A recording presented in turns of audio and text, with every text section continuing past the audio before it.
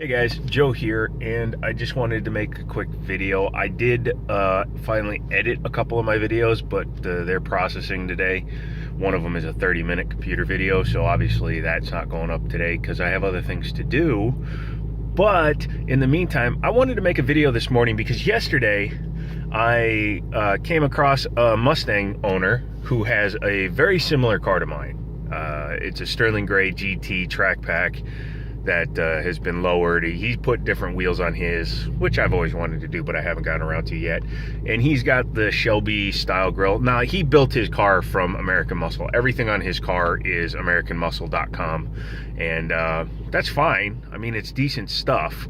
I'm not saying that my stuff is better because most of mine is actual Ford. I'm just saying that his stuff, you could tell he built his car in one go. And his car is obnoxiously loud. Is my car loud? It can be, but I only have mufflers, so I can have a conversation when I'm driving down the street. But this guy pulls up, he had his windows down, it's 90 degrees out, so he obviously wants the attention, and we're talking for a minute, and I ask him what he has done to his car. He goes through the list, and he seems like he's cool, you know, we're talking a little bit, and we're in the parking lot of my buddy's GameStop, and it's kind of a strip mall thing, and this guy just does a burnout because he thinks I'm going to be impressed. Number one, we have the exact same car.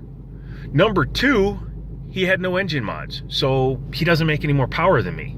Number three, you're in a freaking parking lot, man. You can't do that shit, because some old guy in a minivan was coming towards us at the time when he does this idiotic burnout. Now, I don't know if you know the current the S197 generation Mustangs like mine, especially the track pack, the traction control is pretty interfering. I know how to turn it off completely. I'm not going to tell you just in case you're like this guy, but unless you completely disable the ABS on this thing, you can't actually do a good burnout because the traction control wants to kick in. And having a track pack, it's going to, you know, you have a 373 limited slip rear differential with torque sensing, you know, it's a Torsen. And he could have shot off into somebody else if he had slipped off the brake a little bit, because it was a manual as well. So, you know, manual transmission plus he initiating a burnout's not easy. He could have screwed up and launched into somebody. He could have hit some kid in the parking lot. It just, you know, you lose a lot of respect when you do stupid stuff like that. I'm not saying I've never done stupid stuff in my car. I have gone marginally faster than is acceptable, but I've done that. I did that by myself when nobody was around. The only person at risk was me, and I accepted that risk. But I only do that once in a very great while, because that's the point of owning a car like this. That's the point of modifying it. My car is easily identifiable.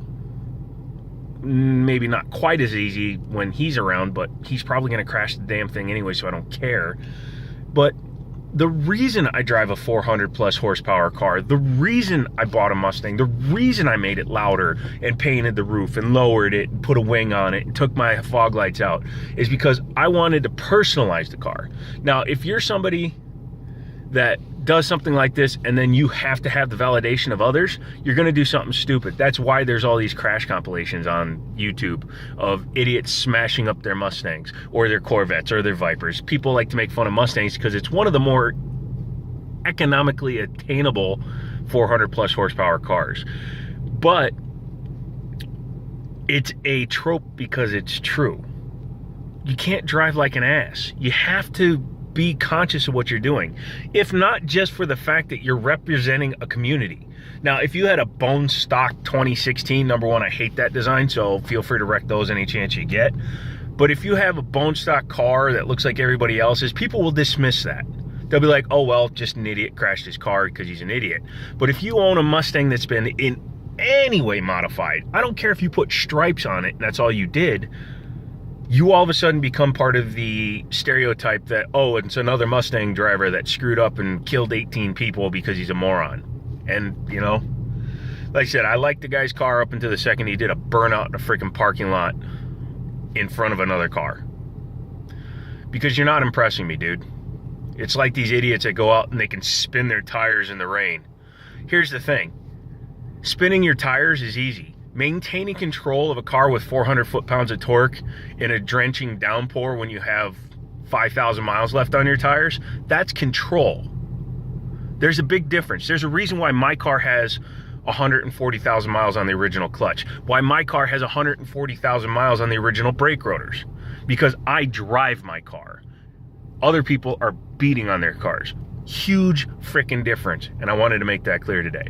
I am a Mustang owner, but I'm not an idiot.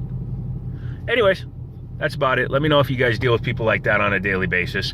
I'm sure you do. We all do. In fact, I hate driving places because I'm always worried about the other idiots.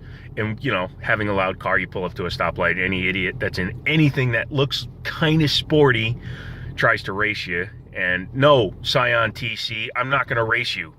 Because the fact that you think your Scion TC is faster than my car means you're insane and you're likely to do something stupid. So I'm not going to race you on surface streets in the city. Sorry, end of rant. I'll talk to you later.